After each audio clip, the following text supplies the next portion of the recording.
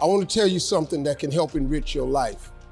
It's a sure sign from God that he ain't through with you because he wakes you up in the morning. When he's done, you won't wake up no more. But as long as you're waking up, that means he has something for you that he hasn't been able to give to you for whatever the reason. I'm gonna help you get to that reason a little bit quicker. I want to tell you something that I learned that changed my life. I was reading a book one time that had a quote in there from Albert Einstein. And Albert Einstein said, "Imagination is everything. It's the preview to life's coming attractions." If you think about that, that's a really, really true statement. Because everything you see in this world came from somebody's imagination. Everything. Somebody was talking on the phone one day, on that wall phone, connected to the cord, and tried to walk and it didn't go no further. And he wanted to just go outside and get something out the car. Somebody said, "You know what? I wish I could take this phone outside." Everybody in here got a cell phone. It was in somebody's imagination. Somebody imagined that. Somebody imagined everything. Somebody got tired of walking. Somebody got tired of driving cars. Somebody said, "We're gonna fly." You're not finna fly. Everybody in here have been on a plane. See, your imagination is the evidence of things not seen. You know why they call it the evidence of things not seen? Your imagination, you the only one can see it. You're the only one can see it. See, so all this stuff you've been imagining was not some hocus pocus. When you imagine stuff, it's actually God showing you a preview of a coming attraction he has for you. That's what your imagination is. Why do you keep imagining yourself with a second home?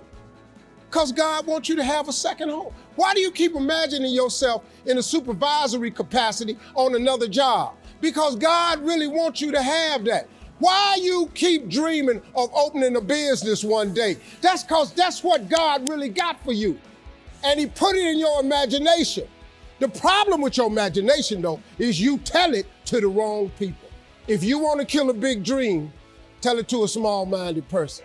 Think about this in your life. How many times have you had this really incredible idea and you took it to your family and your friends? You shared it with them and they shot it down. You know why they shot it down? Because they couldn't see it. Because God didn't put it in their imagination, he put it in yours. It was your evidence of things not seen. See, all this stuff you've been imagining, you ought to start working on it. Because that's what God really got for you. Your real life is in your imagination. I'm here to tell you that. You think I'm here by accident? I'm here because he put this in my imagination when I was 10. When I was 10, he showed me I was gonna be on TV. That's all I ever wanted. The assignment when I was in the 6th grade was everybody write their name on a piece of paper and write what you want to be. You know what I wrote on my paper? I want to be on TV. Now, the problem I had, though, was I used to suffer with a serious stuttering problem. I couldn't talk outside my house. I stuttered for years. I flunked out of school. I'm on my 3rd marriage. I lost everything I ever owned twice.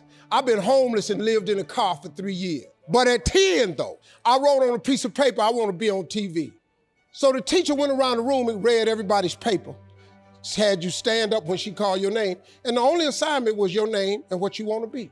Doctor, lawyer, dentist, basketball player, football player. I wrote I want to be on TV. She saved me for last. She said, "Little Stevie, come to the front."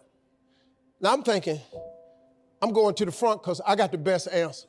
Because ain't nobody had put that on their paper. She called me to the front. I'm thinking I'm finna give me a gold star, but I was wrong about that. She called me to the front to humiliate me.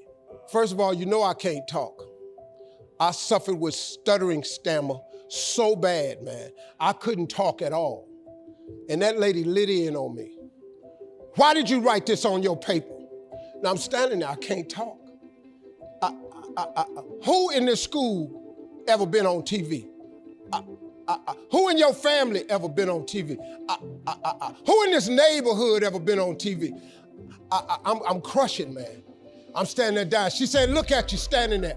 You can't even talk. How they gonna put somebody like you on TV?" So every Christmas, I send her a flat screen TV. Because I don't want her to miss me. I do not want her to miss not an episode of me. Because I wanted her to see what God had done for me. The fact that you couldn't see it It wasn't for you to see. He put it in my imagination.